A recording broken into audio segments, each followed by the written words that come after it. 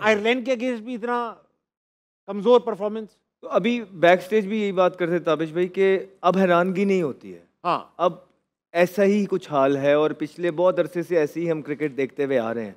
एक टाइम था जब इस तरह की टीमों से आप हार जाते थे ना, तो पूरे पाकिस्तान को बहुत हैरानगी होती थी और क्रिकेटर्स को भी हैरानगी होती थी। अब शायद पाकिस्तानियों को तो हो रही हो, लेकिन जो क्रिकेट समझने वाले लोग हैं उनको हैरानगी नहीं होती थी। वाई? बिकॉज 7वें नंबर पे हम किसी वजह से हैं। वो गंदी क्रिकेट खेल के हैं। ऐसा नहीं है कि एकदम एक दिन के अंदर 2 दिन के अंदर हम पहले से जो है ना 7वें पे आ गए हैं। हम वहाँ पे स्टैंड कर रहे हैं और उस तरह की क्रिकेट भी खेल रहे हैं उन्हीं टीम्स के, एसोसिएट टीम्स के अगेंस्ट, के वो जो जस्टिफाई कर रहे हैं हमारा नंबर को। तो यही वजूहत हैं। देखिए, किसी को शौक नहीं था इस तरह की कोई बातें करने का, लेकिन हमें लगता है कि हकाइक आवाम को बताने थे, हमने बताए हैं। लेकिन ये वजह जो है, ये जो टीम अब इस टाइम पे जहाँ आपकी आ गई है, ये अब बहुत नीचे चले गए हैं।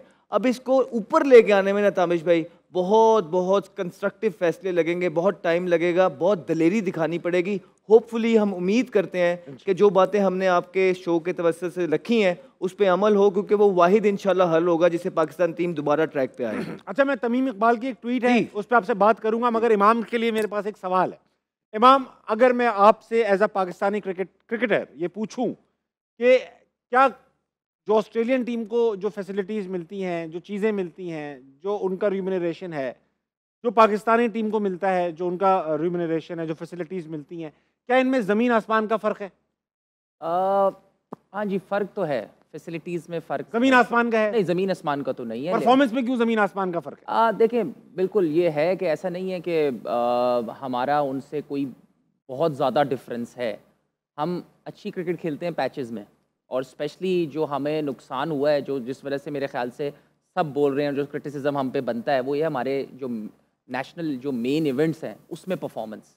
जैसे हमने कहा कि हमारी बायलैटरल सीरीज़ अच्छी होती हैं, प्लेयर्स की रैंकिंग भी अच्छी हो जाती है, टीम की रैंकिंग भी एक दफ़ा आप जाते हैं। लेकिन जब हमारे मेन इवेंट्स पे जब क्वेश्चन मार्क आ जाता है ना, चाहे वो वनडे क्रिकेट हो या इवन टेस्ट की चैंपियन लीग हो या हमारा T20 के टूर्नामेंट्स में, तो फिर एक क्वेश्चन मार्क बनता है। देखिए, ऑस्ट्रेलिया का मुझे जो मुझे समझ में आता है, एक विकेट और गिर गई, अब्बास अफरीदी भी आउट हो गए, 14 रन चाहिए 18 बॉलों पे। ओके, जो मुझे समझ में आता है वो है माइंडसेट। जो उनका माइंडसेट है वो बहुत है। और एक जो मैंने उनके बहुत ज़्यादा वो किया है, they are very straight people within the players.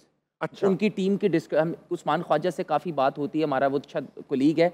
उनके बीच में जो बात होती है ना, वो जो उनकी बहुत स्ट्रेट फेसेस बात होती है और बड़ी सीधी बात होती है। और वो परफॉर्म नहीं कर रहा, उसको वो पॉइंटर्स करते हैं कि भाई आज आपकी वजह से, लेकिन उसके बाद वो ख़त्म हो जाती है वहीं पे उस ड्रेसिंग रूम के बीच में, सब एक पेज पे, वो फिर एक पेज पे आ जाते हैं और फिर उनका होता है। मुझे ऐसा लगता है कि हमारा एक माइंडसेट जिसको बेहतर होना चाहिए, ठीक है, सपोर्ट होनी भी चाहिए और फिर उसके बाद बैकिंग भी होनी चाहिए। ये हर जगह होता है, ऐसा नहीं कि आप अगर काउंटर सवाल ये कर सकते कि यार ये भी तो 4-5 साल से खेल रहे हैं, तो ऐसा नहीं। बाकी टीम्स भी ऐसी बनती हैं कि उनको आप कंसिस्टेंसी देते हो, ठीक है। फिर अब उसके बाद एक टाइम आता है जब आप देखते हो यार 5-6 साल हो गए, जैसे हम कल वाले शो पे बात कर रहे थे कि यार हाँ, अब इन पे बोर्ड पे डिपेंड करता है 2 चीज़ें कि भाई इनसे आप सवाल पूछें कि हम राइट डायरेक्शन में क्यों नहीं जा रहे। ये हमारी राइट डायरेक्शन है। जैसे इंग्लैंड ने बेन स्टोक्स के साथ, बेन स्टोक्स ने किया कि हमें अब this is the way we want to, this is how we want to play, और फिर वो प्लेयर्स वैसे लेके आए। और उसके बाद क्रॉली डोमेस्टिक में भी यही एग्जैक्टली उन्होंने अपने बॉल भी, ड्यूक का बॉल चेंज किया उन्होंने। जैक क्रॉली बहुत ज्यादा फेल्ड हुए टेस्ट क्रिकेट में,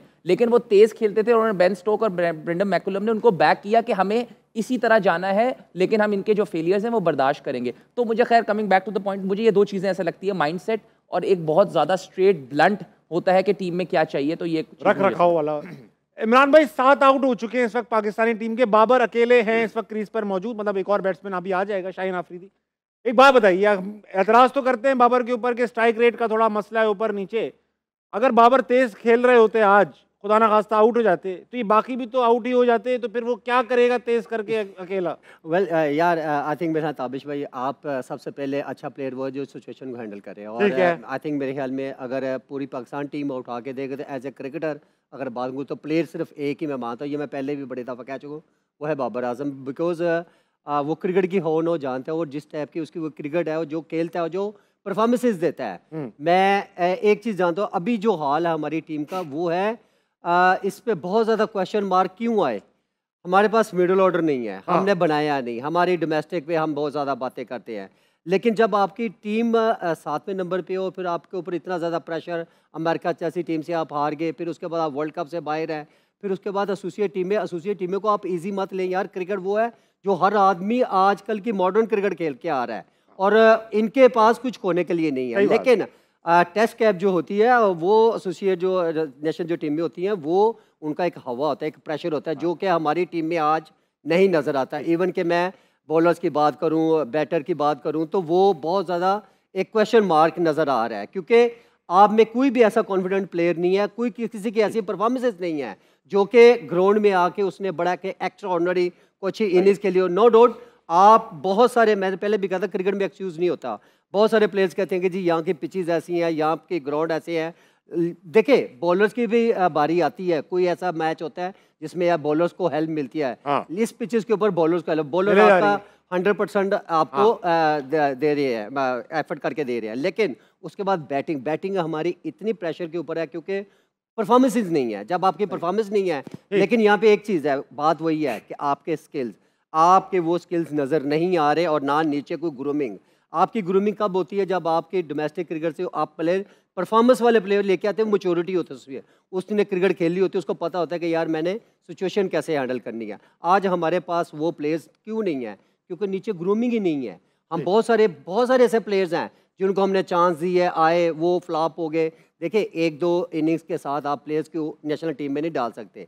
आप उनको जब तक डोमेस्टिक की परफॉर्मेंस के ऊपर आप नहीं ऊपर लेके आएंगे, ये कहीं आप हमेशा से फिर ऐसी परफॉर्मेंस आपको बहुत सारी देखने में। बट आप एसोसिएट टीमों के सामने आपका ये हाल है, तो आई थिंक मेरे ख्याल में इससे बुरा दिन या ऐसे बुरी क्रिकेट मेरे ख्याल में कहीं मैंने अपने कैरियर में नहीं देखी।